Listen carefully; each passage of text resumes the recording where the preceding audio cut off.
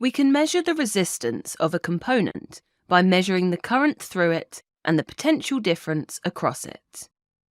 Now, this is an important method that you need to know about, as there's no device that will measure the resistance of a component directly. So let's go through how we take these current and potential difference measurements step by step. So for step 1, set up the component in series with a cell. The best way to do this is with a simple circuit consisting of just one closed loop. We have the component we want to measure the resistance of, in this case a lamp, and also a cell that will generate a current in the circuit and supply power to this component. In step 2, connect an ammeter in series with the component. So this means the ammeter has to be on the same branch of the circuit. So since we've set up the circuit to be just one closed loop, the ammeter can be connected anywhere. The current will be the same everywhere in the circuit. So having the ammeter here will measure the same current that flows through the lamp.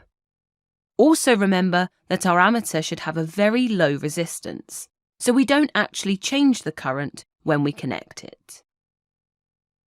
Then step 3 is to connect a voltmeter in parallel with the component. So this means it has to be on a parallel branch of the circuit. To do this, we have the voltmeter connected to the wires either end of the lamp. This way we have the same potential difference across the voltmeter as we do across the lamp. Also, the voltmeter should have a very high resistance, so the current doesn't split off down this new branch. Now for step 4, calculate the resistance using the voltmeter and ammeter readings. Remember that we can calculate resistance using the equation resistance equals potential difference divided by the current.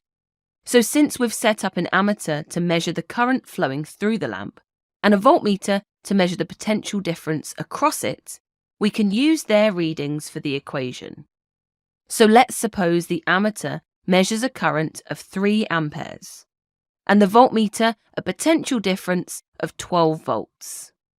That means the resistance is found by dividing 12 by 3, which is 4 ohms. But does this mean the lamp always has this resistance?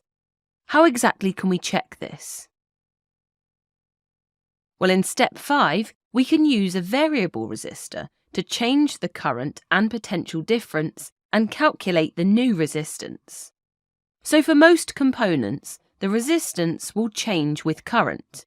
So it's important that we repeat our measurements for different currents. We do this by adding a variable resistor in series with the lamp and ammeter. Remember that this is a device that can change its resistance as a current runs through the circuit. This means we change the total resistance in the circuit and hence the current flowing around it. Then as a result, the reading of the ammeter would change, since the current flowing through it has changed. This change in current would also cause a change in the voltmeter reading. We could then take all of these results and record them in a table like this. Here we've used the variable resistor to decrease the current by 1 amp for each test, and then measured the potential difference. If we divide each potential difference by the current, we see the resistance when the current was 2 amperes is 3.5 ohms, and then at 1 amp was 3 ohms. So decreasing the current through the lamp also decreases its resistance. We can also repeat the experiment for negative currents and potential differences by reversing the direction of the cell. For a lamp, this will still give the same positive resistances. But checking these negative readings would be very important for some components. So that's the basic method of measuring resistances, which you'll need to be able to describe in your exams. But what could we then do with these current and potential difference readings? Well, we can also use the voltmeter and ammeter readings to construct an IV graph. For this graph, we label the y-axis as current and the x-axis as potential difference.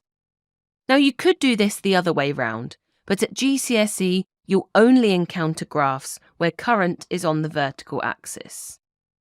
Then we can plot all the current and potential difference readings from the experiment measuring the resistance. So for the lamp, we can see that these points make a smooth curve, but there will be all sorts of different shaped graphs for different components.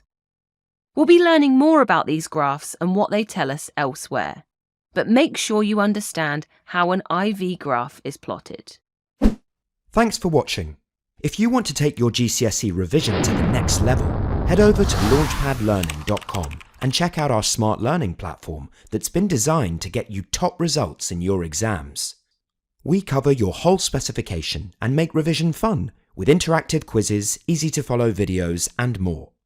You'll be kept motivated by your own AI tutor who's here to support you every step of the way. To check it out for yourself, click here. Or click here to keep watching a selection of the videos from our full GCSE Physics course. See you there!